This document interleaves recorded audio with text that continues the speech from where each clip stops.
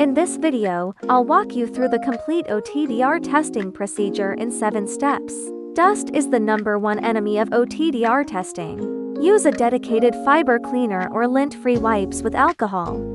Once all connectors are clean and verified, we can move on to the physical connection. Attach the launch cable firmly to the OTDR output port. Connect the other end to the fiber link you are going to test. Make sure both ends are properly aligned and tightened.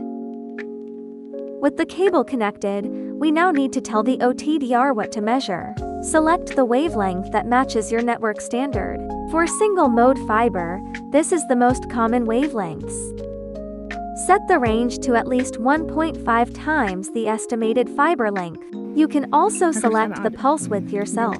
Narrow pulses correspond to high resolution, while wide pulses correspond to long distances. Select the shortest pulse width that still clearly displays the end of the fiber.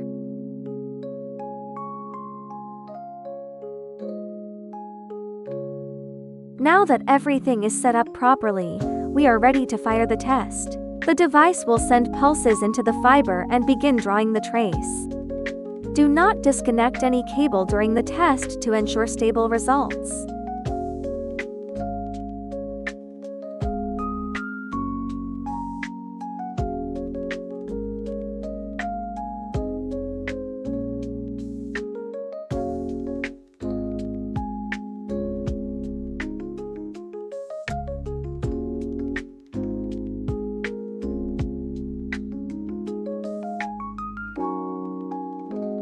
After the trace is complete, we still need to verify the far end of the link.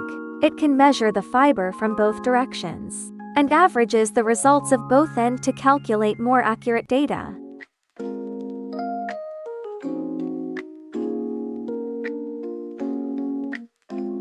It should match the expected configuration.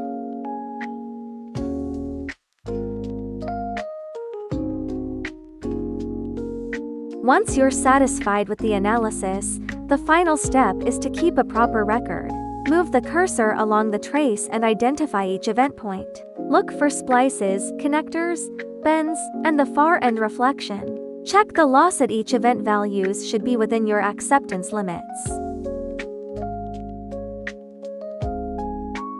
Once you're satisfied with the analysis, the final step is to keep a proper record. Save the trace file in the OTDR memory.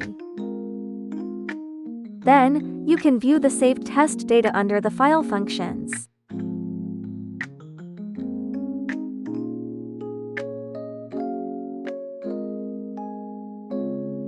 That's the complete 7-step OTDR procedure. Follow these steps every time for consistent and reliable results. Thanks for watching.